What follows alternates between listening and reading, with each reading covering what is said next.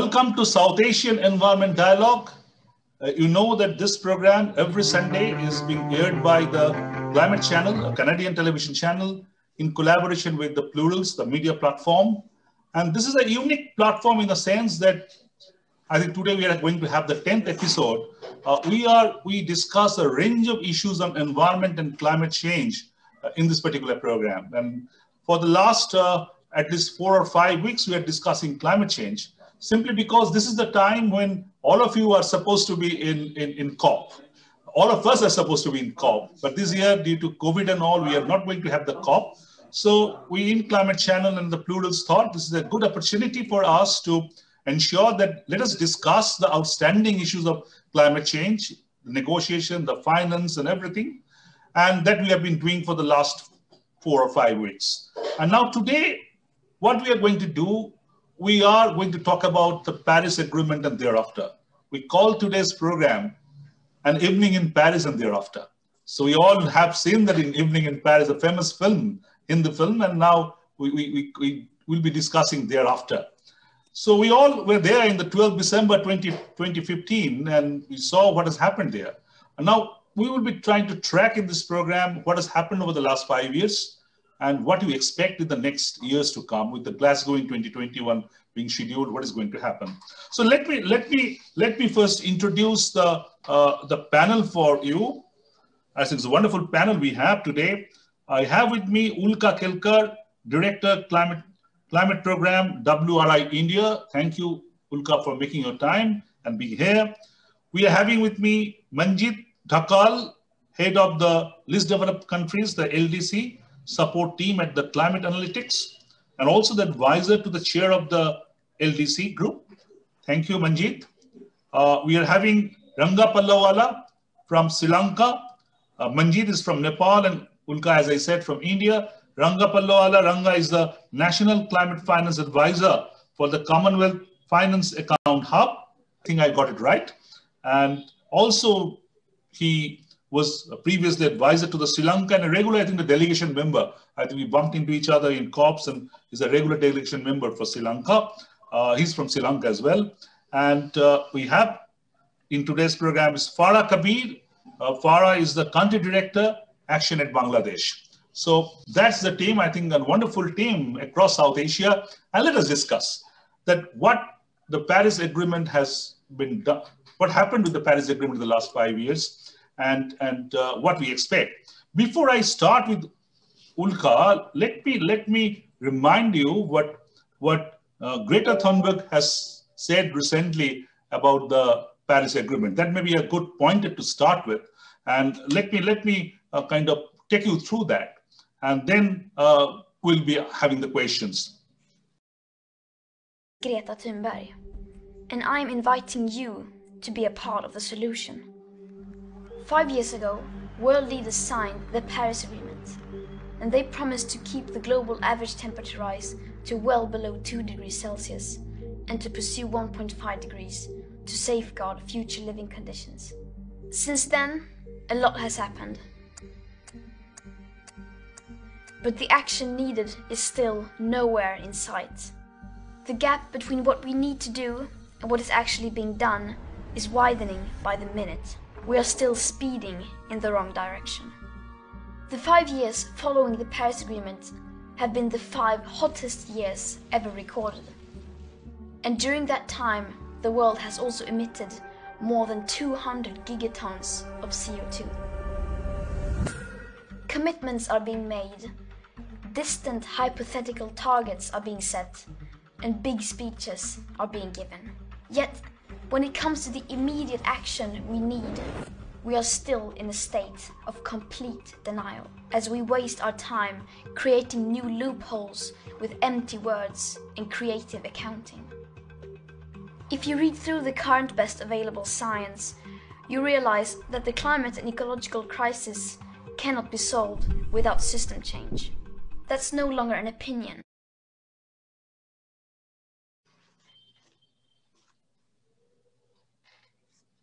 As you see, Greta said that empty words don't make much of a sense.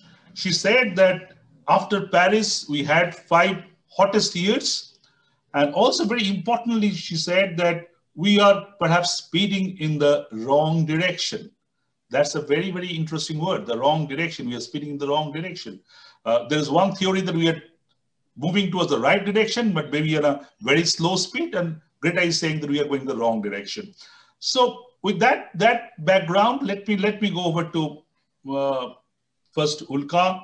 Ulka, and I will be going to the same question. My question is very clear.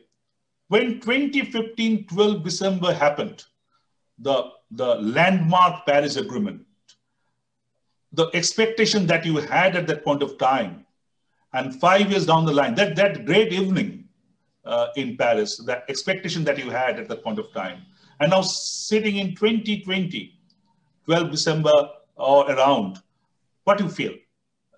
Is your hope being belied, or you think that we are in the right direction? Ulka. Thank you so much. That's a terrific question and a very nice way of putting it, especially with the way you framed it, that are we proceeding slowly in the right direction or very fast in the wrong direction? Surely both cannot be the case. It must be one or the other. Absolutely. So my brand of cautious optimism is that we are proceeding slowly in the right direction. Okay. In the last 5 years, I think the progress has been slow.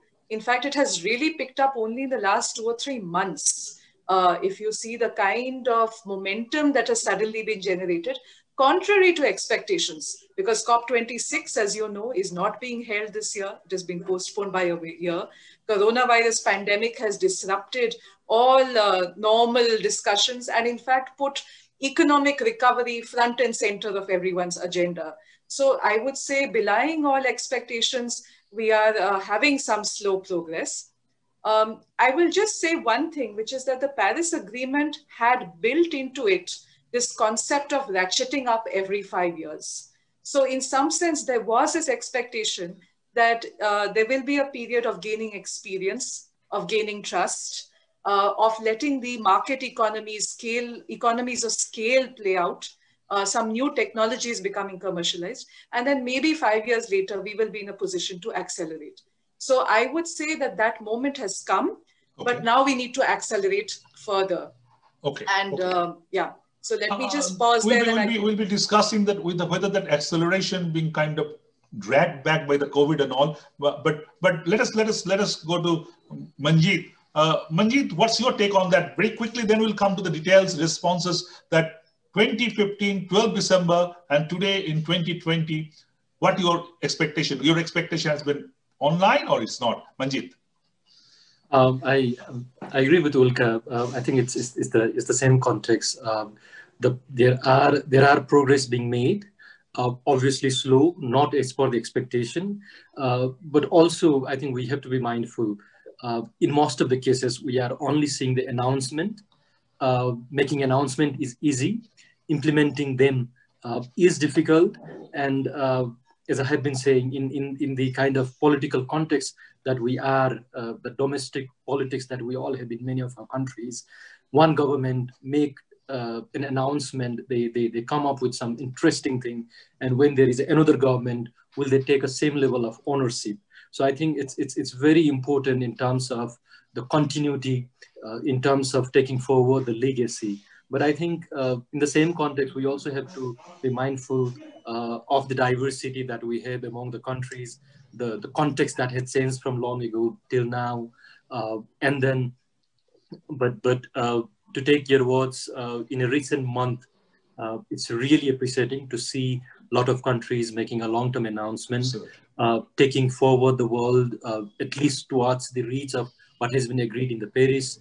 There is a report by UNEP recently in terms of the emission gap that will take us towards a 3 degree, not enough. With a different methodology, Climate Action Tracker came up with a report that in terms of the net zero emission, seems like the world will be heading towards 2.1 degree. But these are the long-term targets. We need something to happen immediately by 2030. So I think real action is still missing, and the role of the civil society, the role of the media to make government and other actors responsible is key in the coming days. Absolutely. I think we'll come to that. You mentioned about the UNEP report of emission gap. We'll come to that. But let us first take this to a question to rest of the panelists. First to Ranga. Ranga, you are a finance man, and you know this COVID, how it is impacting the finance. And I think Ulka has made a very interesting point that despite the COVID in place, and I think a bit of an not really on the expected line, a lot of countries are kind of announcing long-term zero emission targets and a lot of things. And Manjit very interestingly pointed out that it's easy to make announcement. So how you take that? What really prompted the country suddenly in this mid of COVID to come up with this kind of announcement? Is it by design or by default, or what it is actually, Ranga? Before I answer that direct question, I'll go to the comment for the first question. What I feel about the Paris Agreement since after 5 years. I look at it as a half filled or half empty glass situation. Absolutely. One can see many of the positive sides, and one can see many of the negative sides as well. But I would like to highlight few of the positive sides. I will compare Paris Agreement with the Kyoto Protocol. And what we have seen after the Paris Agreement being agreed at the COP in Paris, we have seen the fastest ever protocol that been enforced, came into the enforcement, because many countries have ratified it, in a record time. It's a record time. Let me put it that 12 December 2015, we had the Paris Agreement, and the ratification happened 4th November 2016. So that is one of the quickest ratification of any agreement, global agreement. Yes, that's it. So I think that's something very positive, isn't it? So we have enforced Paris Agreement, and even after a few years, we have seen that the United States wanted to withdraw from the Paris Agreement. Yes. And everybody expected that we will go back to the situation where we ended up with the Kyoto Protocol. But what happened is completely a different situation, where the momentum kept on, going on the positive side. And even though the governments want to move away from the Paris Agreement, we have seen the business people and civil society and some of even the leading politicians coming forward and, push the support towards Paris Agreement, which I see a very positive momentum, without which we couldn't have discussed about Paris Agreement after 5 years. So that's the positive side. So you take it positively. Exactly. You take it positively. Yes. And there are, of course, there are certain things we need to push, but we have a start.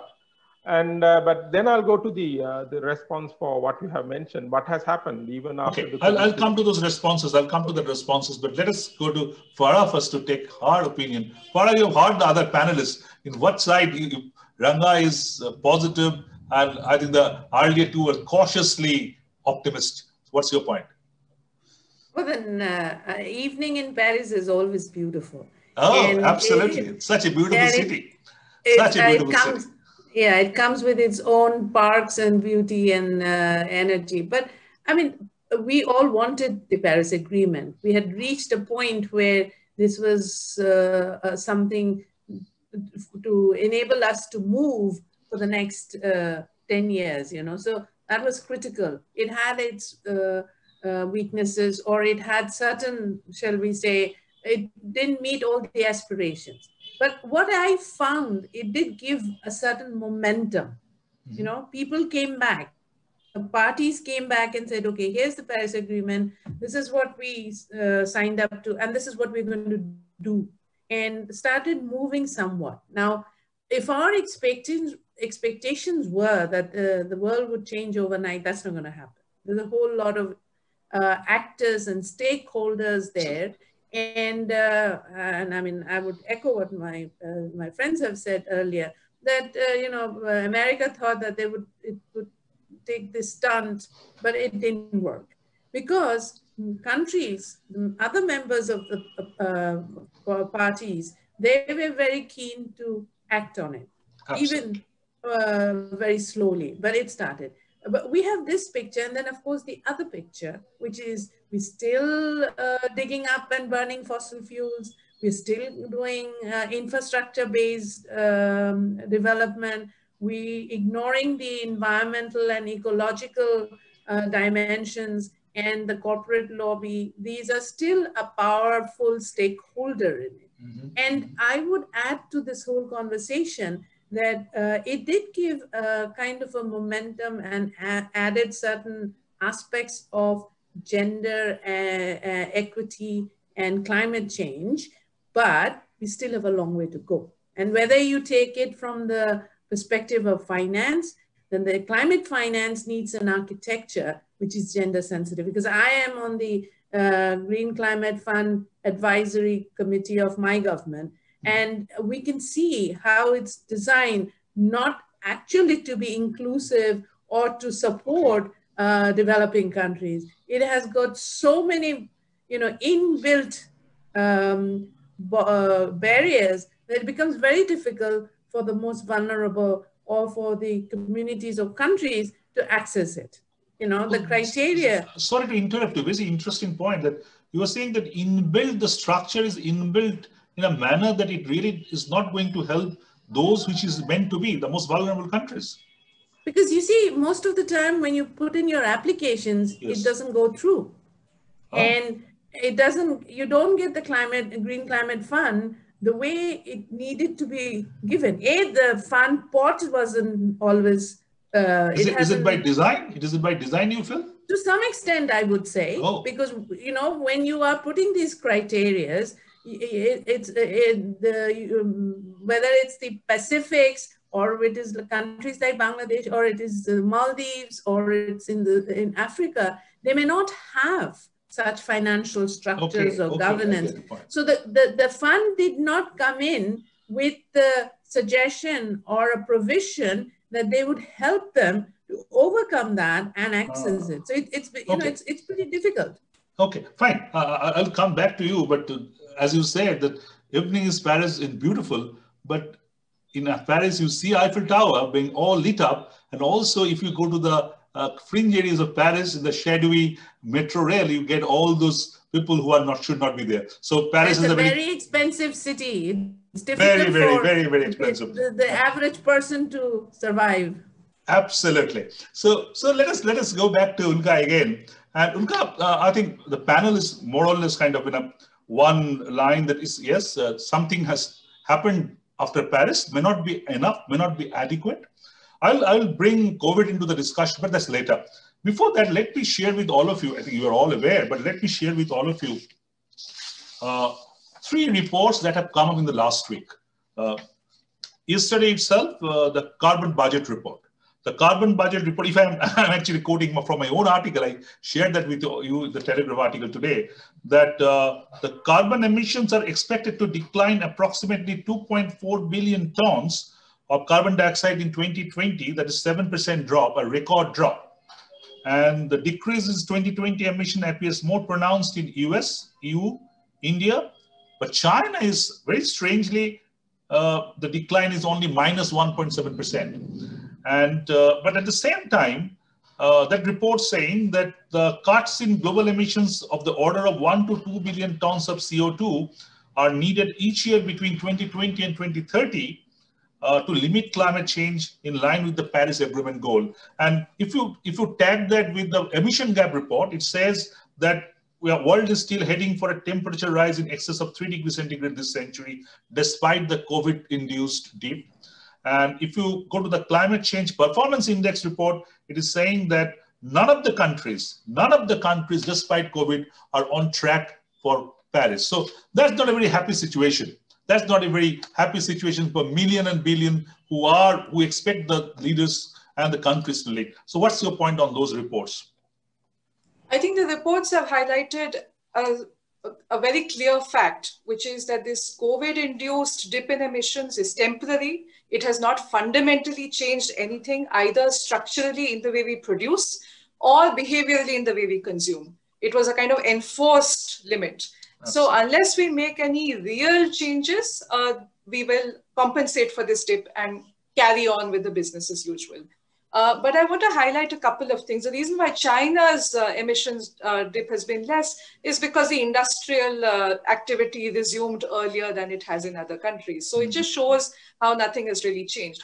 So if you look at the stimulus packages that are being now put out in order to support this economic recovery, for every $3 that is going into fossil fuel energy, only $2 is going into clean energy.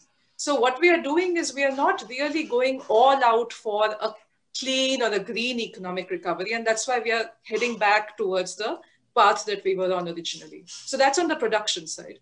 On the consumption side, if you see again the UNEP emissions gap report, it says that the richest 1% of the world are producing 15% of the emissions. And the poorest 50% are producing only 7% of the emissions. So here again, there is a need for drastic behavioral change and limitation of the consumption of the richest.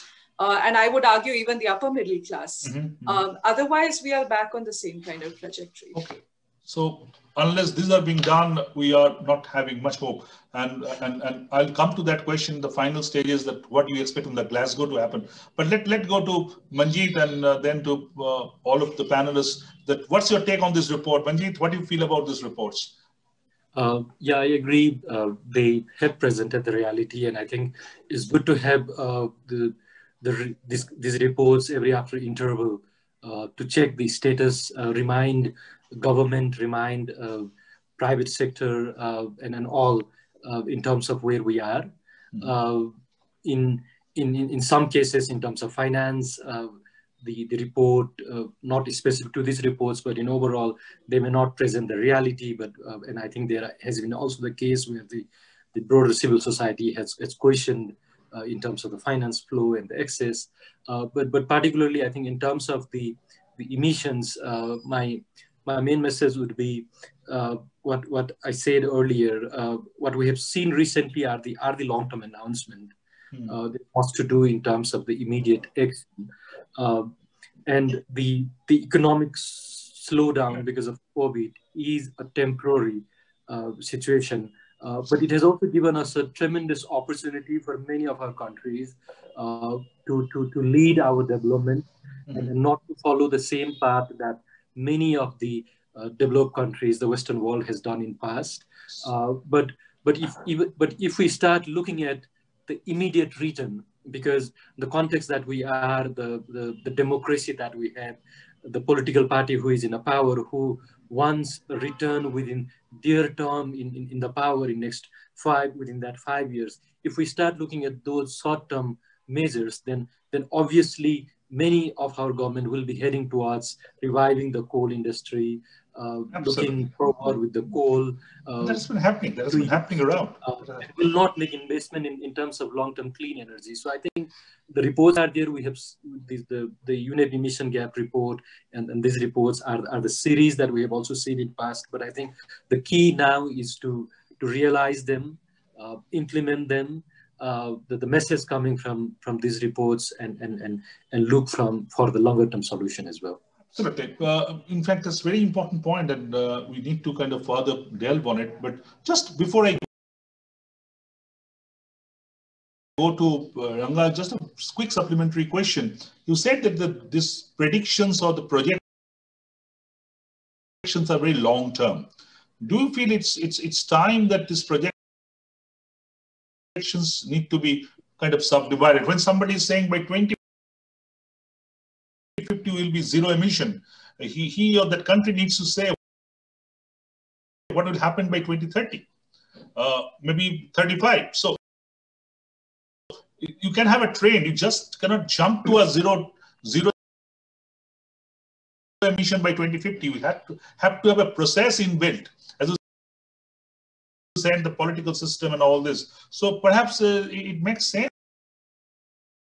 For example, the global stock take, you can correct me, I think it's about 2023. So if the global stock take is 2023, in 2023, the countries are legally they have to announce their whatever the next emission cut. So it's too far away. What I'm talking, already we have given a 5 years holiday since Paris. Actually, the Paris Agreement starts executing. We are discussing the Paris, but it actually on board is starts implementing from 2021. So it's not a long term. So do you need the short term goals? Yeah. So just to, I think, respond. The answer is already there in the Paris Agreement itself. Ranga presented earlier, comparing with the Kyoto Protocol. So in the Paris Agreement, we have a process called Nationally Determined Contribution (NDC), where the government can present their next 5-year plan. The timeline is still being discussed, and those plans will be reviewed. So now, actually, it was a turn for the government to present a targets for 2025 up to 2030. Exactly. So need to subdivide the targets. Yeah, which will be reviewed in 2023, and then again they will get a guidance to enhance it further.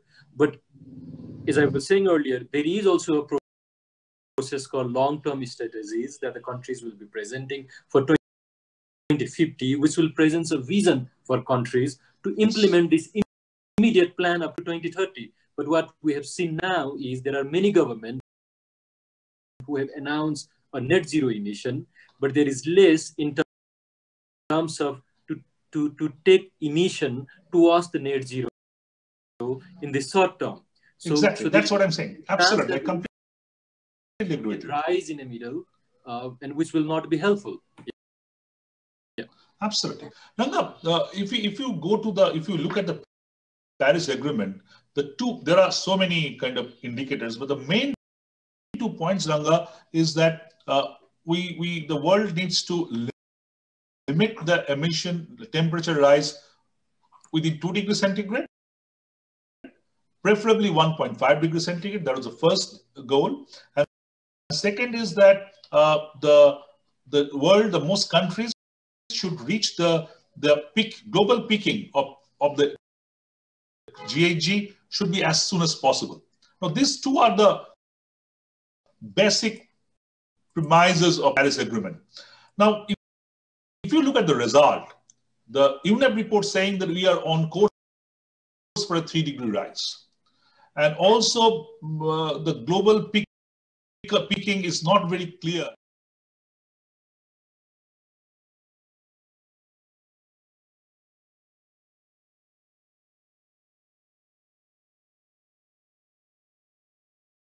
As Manjit said, that announcements more to say. So under this situation, in the context of the report, what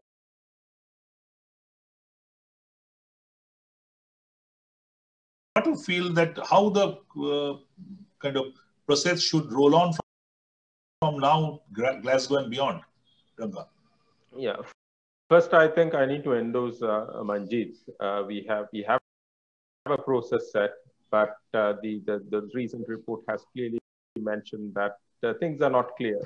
It's very vague. So you think the process should be there? There should be a process. Yes, the process should be clear, and I think one of the key important thing is that the Paris Agreement implementation responsibility is not only with the government.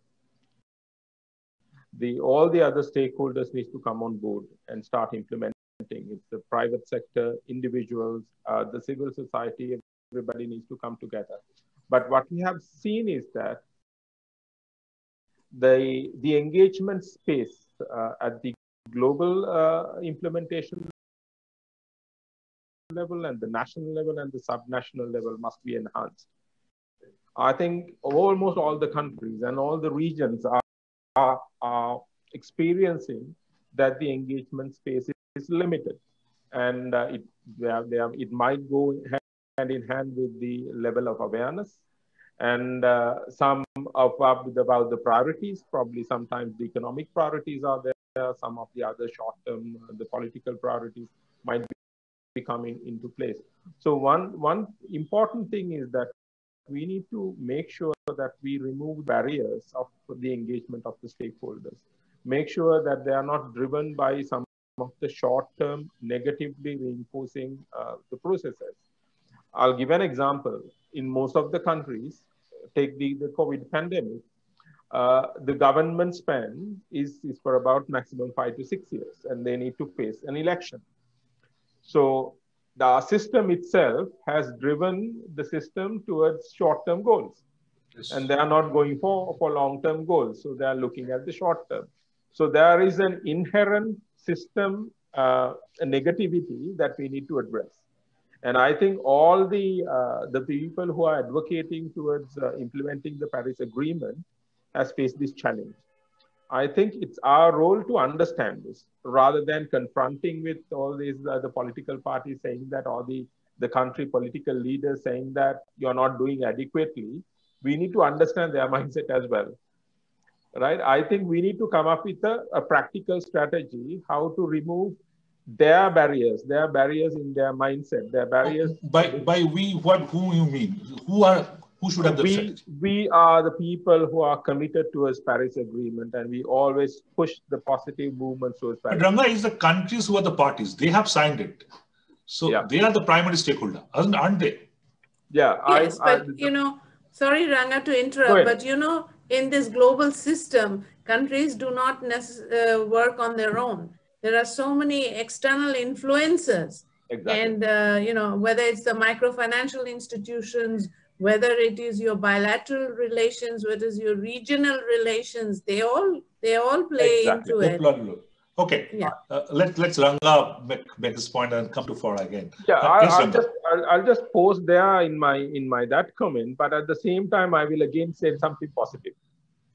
Positive is that certain global decisions have realized that the political decisions might not work alone towards this. There should be some sort of a practical, and one of the areas is trade.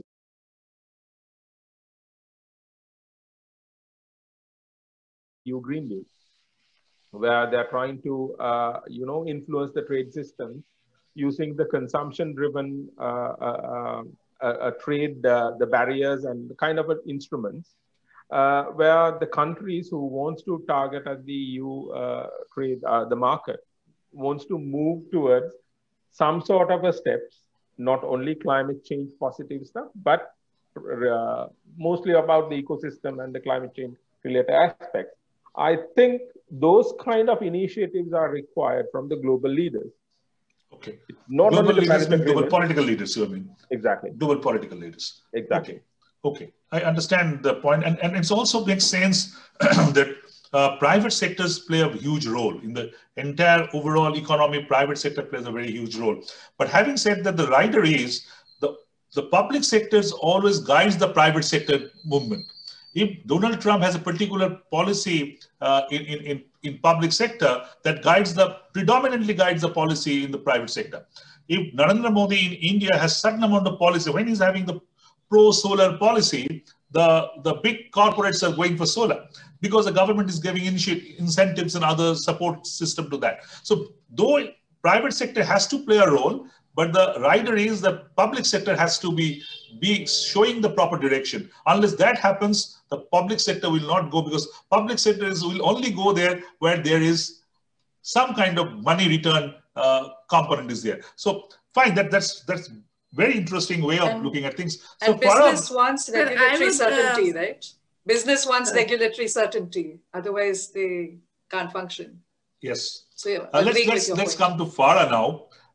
Farah, you heard, I think there's no point in repeating what's been talked, but very interesting point that had come up, that now the long targets being pitched in. That's very important. By 2050, the vision of the country to be kind of zero emission by 2050. That's brilliant.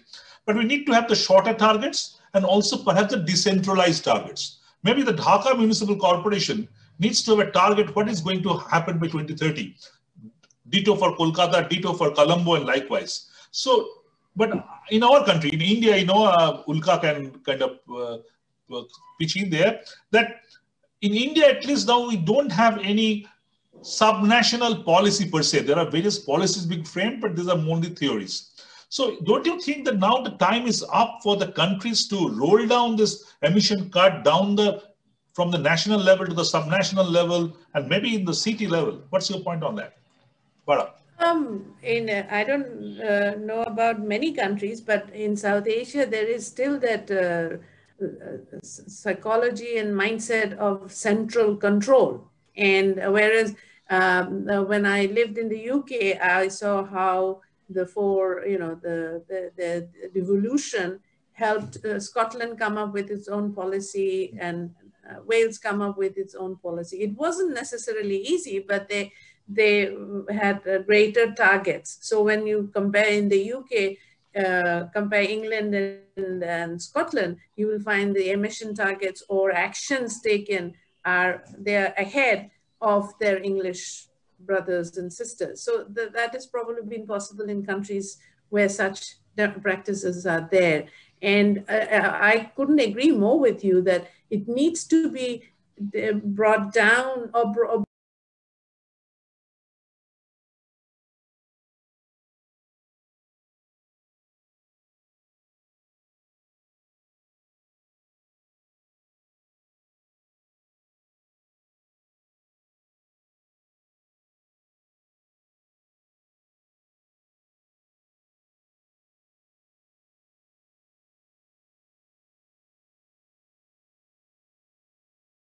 it needs to be decentralized and taken to players and actors who can implement on the ground.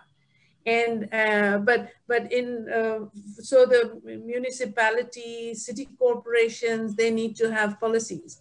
But I would add here that we have a 5-year planning, and in that 5-year plans, we are putting in shorter term targets.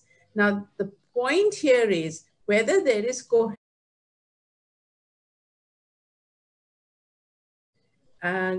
targets and the national, because we function sometimes very disjointly. Our political actors are much more concerned with the being on the global stage and signing up and talking about the rhetorics.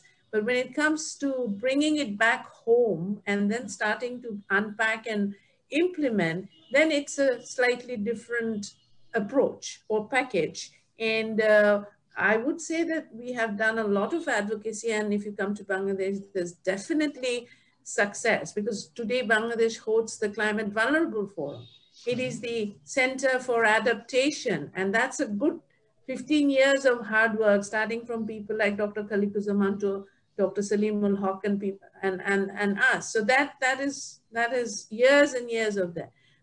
But this is the same government, when it talks about its budget, it is today saying that 70% of these initiatives has to be funded by the private sector. Now, does the private sector really understand? I mean, they probably understand, but have they necessarily internalized and started to develop the business plan? So this is why we are doing a lot of work around risk planning, because businesses are not going to be standing when there is repeated floods. You lose the market, you lose your customers, you lose the infrastructure, you lose the energy source. There's so many. So we're trying to get that discourse and the orientation with the private sector. Like right now, I'm working on a project which is working with the private sector, the Dhaka Metropolitan Chamber of Commerce, and working around the issues of earthquake. What could happen to Dhaka? Okay. So that shift needs to be made. But Farah, one point is, as I think you also mentioned, that very interesting that in our political system, in the mostly in South Asia, the governments are elected for 5 years. That's a normal process. I think all countries, I think Sri Lanka, Nepal are all 5 years tenure. So be it a city government or a state government or a national government, they normally don't look beyond those 5 years. Even in India, we have the 5 years plan. So if you don't internalize that within your climate action, then I think it's difficult for any political party to think beyond 20 years. We don't have that kind of wisdom, I believe, in South Asian perspective. Yes, but Jayanta, what is also very interesting that our government now has a 100-year Delta plan.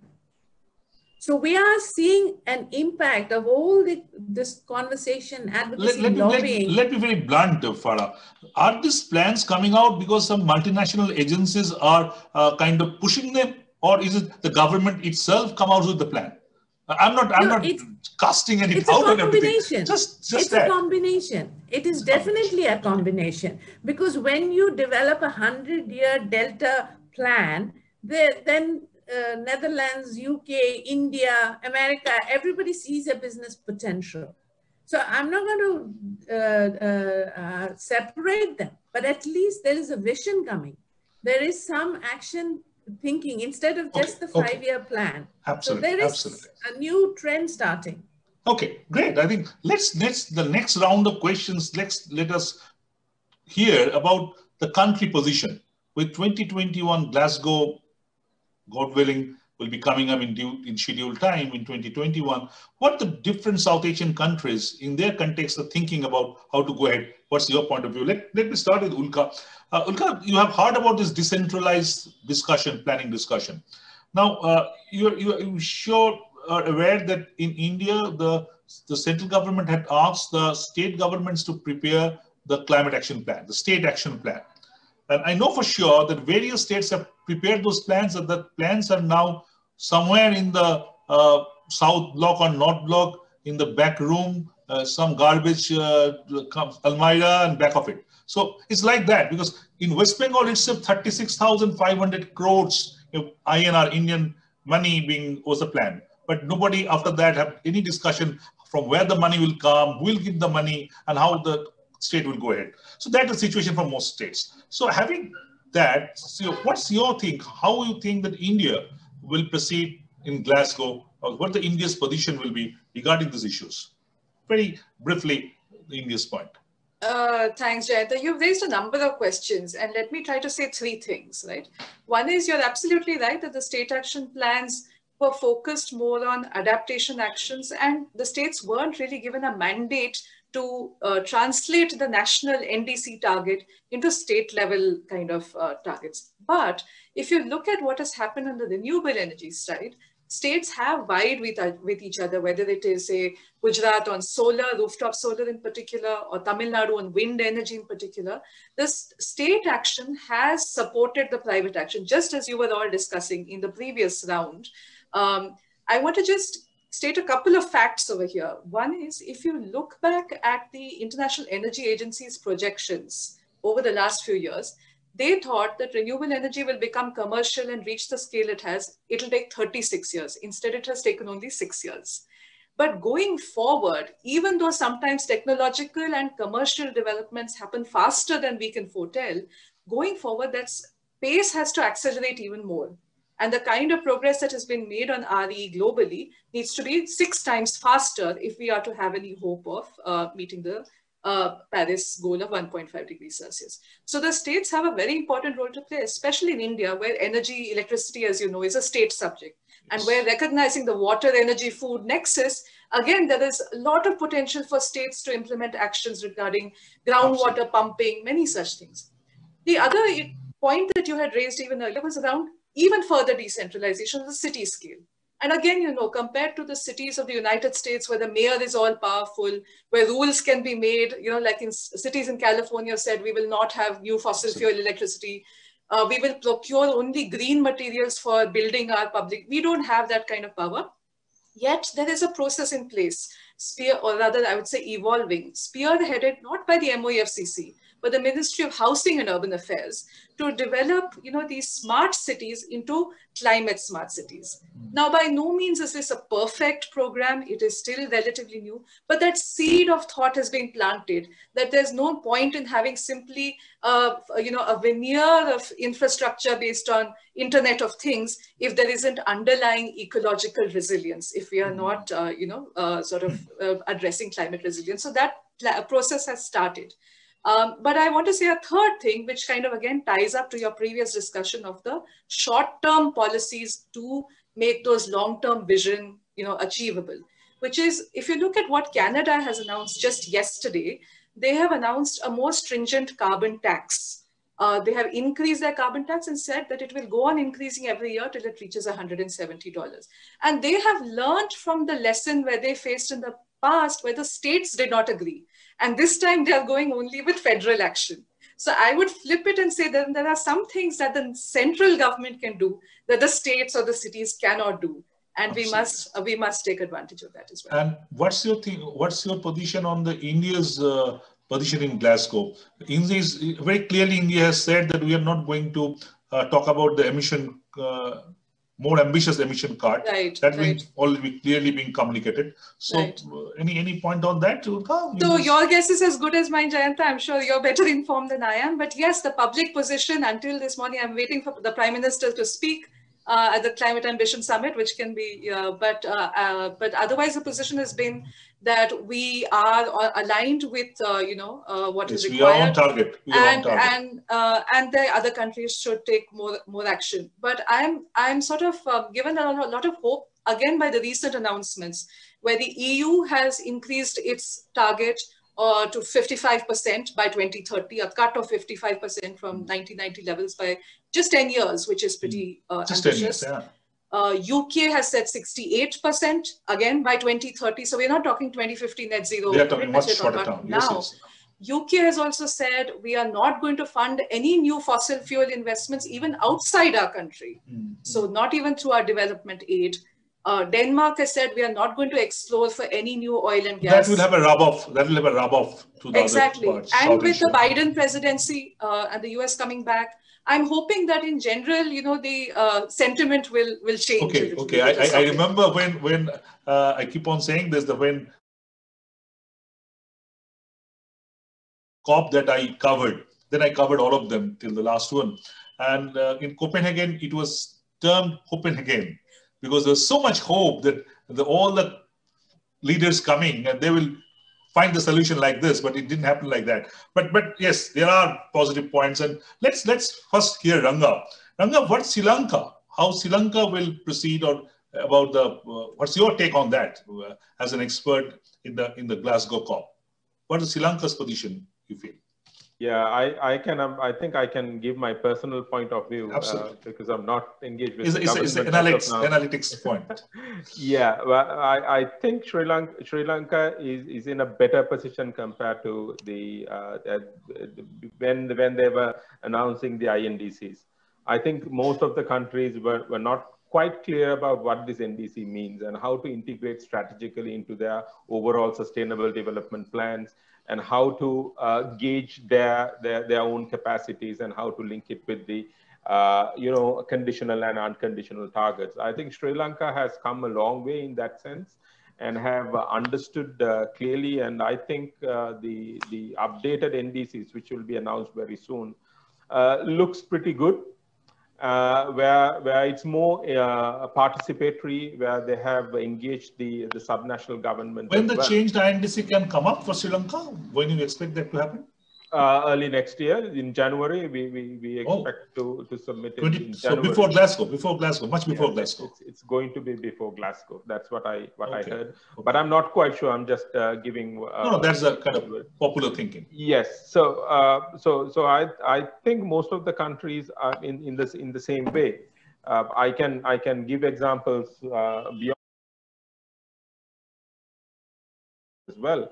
And what we have seen is that their understanding about the NDCs, how strategically integrate into the rest of their sustainable development action has gone, quite significantly high. But I think where we have failed is to identify the opportunities to capitalize on that. Some of the political leaders and the institutions have failed that, but I think we need to support and provide good case studies. That's politics. That's politics. You can't help it. Okay, great. I think Sri Lanka is as you said, quite a kind of forward-looking plan. As you said, they're going to talk about the more ambitious plan. So first to Manjit, what do you think about in Nepal? What Nepal in any way is not contributing much, but still, what's Nepal's position in Glasgow? Yeah, so this week we submitted our updated NDC.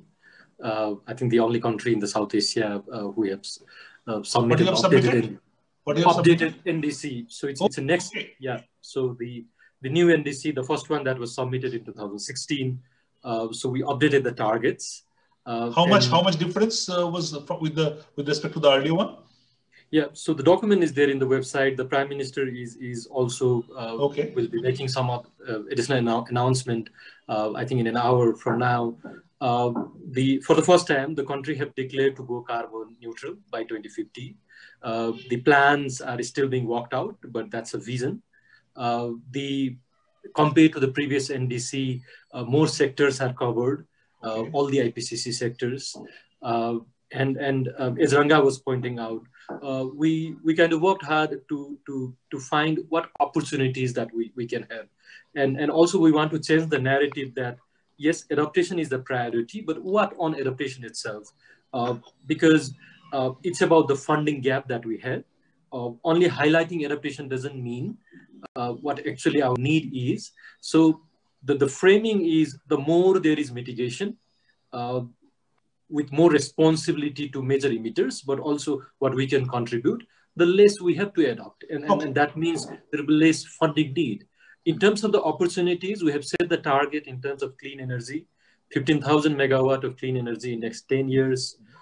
There are targets in terms of electric vehicle, both public and private. The targets in the first NDC in terms of forest cover was 40% of the total country. This time it has raised to 45%.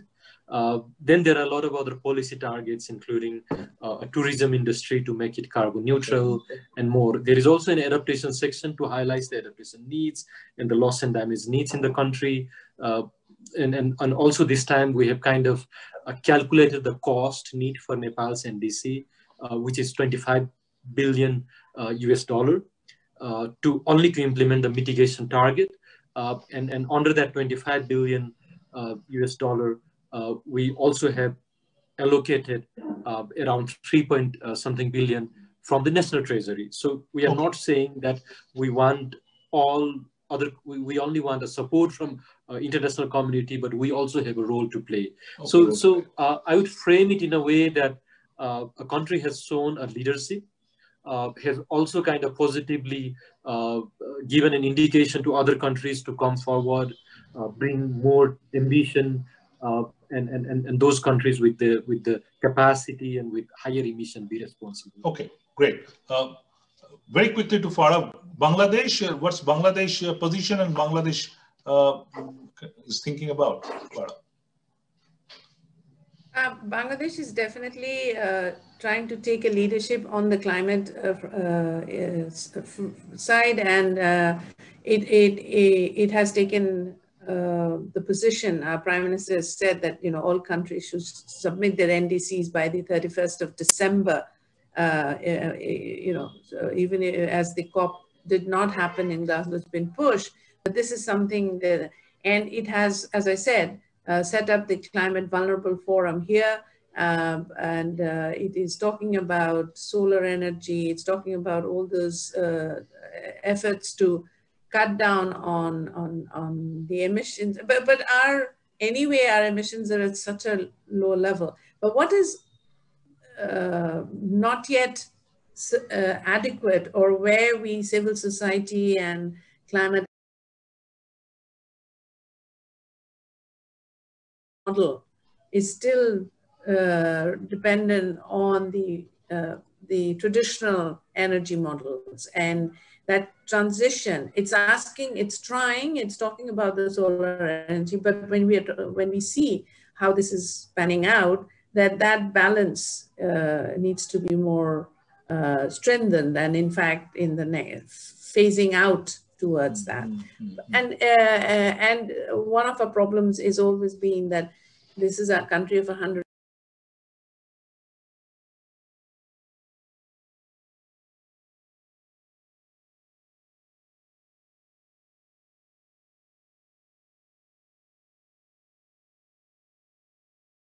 170 million people, and it needs energy. And you can't provide that level of energy, education, healthcare, and all that with just overnight, converting to renewable so this is the argument that comes from the government side. From our side, we're saying, no, you have to make those efforts. You have to get the private sector to invest in it. You need to get your development partners to come forward with it. And another critical part is protecting the resources, like the Sundarbans, our rivers, coastal areas. That's also an important aspect. So we are seeing action on that. We've seen the High Court ruling where all this encroachment on the rivers are now being removed, and so these are efforts that happen at the national level. And of course, Sheikh Hasina goes at the global arena, and she's demanding greater emphasis, greater investment in climate action. So what's Bangladesh's expectation from Glasgow? Bangladesh definitely wants to see greater impetus, and also wants to highlight on the issues of three. One is the climate vulnerable forums and those affected. Then the disaster, the displacement and climate displacement issues. And I think loss and damage is definitely something, because, and also definitely Bangladesh seeks more international support, financial support for implementation. It's more about, it's not so much in terms of the compensation argument. It's more about responsibility and then historical responsibility of and also technical and capacity building. That's an important, and technological transfer without conditions. That's a long drawn issue. That's a long drawn issue. Absolutely. Very quickly, we are coming to the end of the program, but let's quickly go to Ulka. Ulka, very interesting. Apart from India, I know that India is a different case study altogether. We are having so many people, this huge population. India is definitely elephant in the room in South Asia. But with Nepal, Sri Lanka, Bangladesh, all coming up with the modified NDCs. So do you think that it is going to put pressure on the Indian government to come up with something? May not be exactly in terms of cutting down emission, but including more sectors. That Farah very beautifully pointed out that Bangladesh is adding more kind of, also I think Manjit has pointed out that Nepal is adding more sectors into it. So what's your take on that, Ulka? Is it going to put pressure on India? So let me put it this way, Jayanta.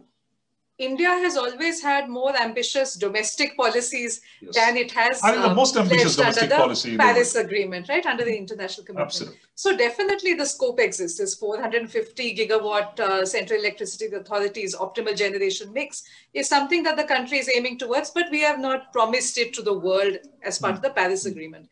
In terms of pressure, I would say I was just seeing that China has made a recent, just now they made an announcement saying that by 2030, they will cut their emissions by 65% from 2005 levels. So that's even more pressure on India. This is beyond the September announcement by the Chinese government. So certainly there are all kinds of pressures, but I would say there are so many opportunities that exist. You spoke about the sectors. Transport is such a major sector, where, as you know, our NDC is an overarching NDC. It doesn't give sectoral targets. There is a lot of potential within transport. I would say the MSME and even large industry as well as small industry, there's massive potential for industrial energy efficiency. There are options, there are scopes for inclusion. So I would say two things. One is there is new infrastructure that all of our countries are building, right? We are unique in the sense that we have cities are yet to be built, transportation networks are yet to be built, electricity has to be provided. We can choose to do so in a low carbon way rather than a high carbon way, and hopefully the clean finance will come. Okay. Second is where the old infrastructure needs to be phased out. There the issue is that of just transition, as it's being called, which is you may create new green jobs in the new sectors, but who are those jobs accessible to? Where are they? For example, you may phase out a coal power plant in Jharkhand and a wind energy project comes up in Tamil Nadu. That doesn't really help in terms of the locals getting jobs. So that's a big issue. And the third is the details of how. We know at a macro level what can be done, but at a detailed level, do we go in for large-scale solar parks, or can we give a greater thrust to rooftop solar photovoltaic? Absolutely. So details like that. Similarly for MSMEs, I think there's a lot of that's great. I think that's very, very, very kind of insightful. Before I wind up, let's go to Ranga. Very quick, Ranga, need to be very quick on this. See, all this being talked about, and you know that South Asian countries really need financial, technological, and other supports, including India, I believe, because there are a lot to be, and I think the annexed countries have this historical responsibility to support, because they have contributed this emission. But having said that, finance is the key. Unless we do get money, in fact, my editor says, end of every COP, then why you guys are going? You are writing the same copy that the developed countries are not going any money. So what's the point? That's we keep on repeating and repeating and repeating. The GCF doesn't have enough money. The Global Adaptation Fund doesn't have enough money. So Ranga, is this narrative going to change with COVID? There very quickly, Ranga. No, narrative won't change. Very hopeful, Ranga. No, it won't change. It will change. Okay. Right. So one of the reasons is that this is something very interesting that we need to look into. Even though most of the developed countries are moving towards carbon neutrality targets, I think they have ambitious targets. And none of them are been talking about the financial the flows that they're expecting to provide towards climate change. And this is definitely going to be a challenging topic because if you look at the announcements coming from the government with regards to their economic contraction and their support towards the ODA is being reduced. So that's a kind of a signal that we are getting that the news is not going to be favorable towards climate finance. Okay, absolutely. One question, one line answer from all of you. Maybe I start from Ranga, is that Glasgow will be a success? Will Glasgow be a success or average? What you will? I think it's an average. It's based on our gauge, but from my gauge, I think it's realistically it's an average. It will be an average call. I think because most of the parties will be starting talking about COVID-19, definitely. Okay, so that will be the dominant discussion point. Yes. Okay. So a new alibi has come up on board. So Manjit, what's your point? Glasgow, what's the point? Success, failure, or average? I think two things. One, Glasgow is long away next year. There's a summit happening now. The prime ministers and the head of state are making their announcement. I think much action has to happen now. If you facing the blunt of climate change, we cannot wait for another year every time. The second point is the action has to be happen at the domestic level. Glasgow is somewhere we all get together and absolutely and it's a family photo and making an announcement, but the action has to happen at home. Okay, Farah? COVID, new challenges like plastic and water, and this has really come up during COVID. Health challenges. So Glasgow has different challenges from other COPs. So I am thinking we need different indicators to measure the success part of it. In terms of the usual, it'll be on the average side. But in terms of the future, because we're coming with this pandemic, it needs to provide much more relevant leadership.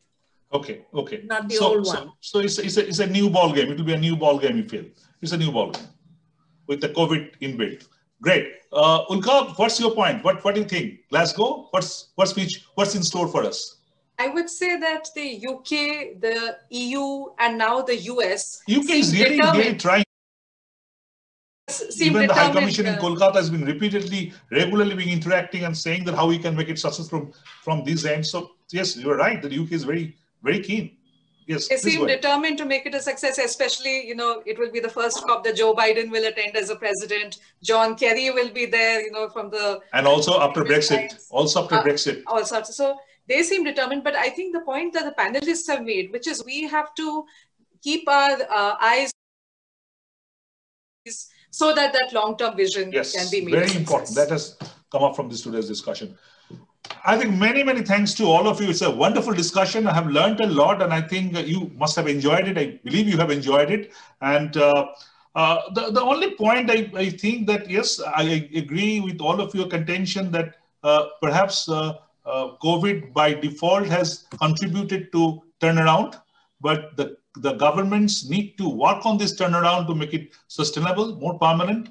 And perhaps this new political angles with Joe Biden coming to the picture and US joining again, and also the Brexit and everything, and UK's keenness to make it a successful COP after relative failure of Madrid will all contribute to a very interesting development during the Glasgow. We are all looking ahead to Glasgow, but I'll end up with this particular point. I think on a wider scale, perhaps another day we'll discuss at length on this, unless climate change is mainstream with the environmental consideration, it is very difficult to get a very keen road ahead.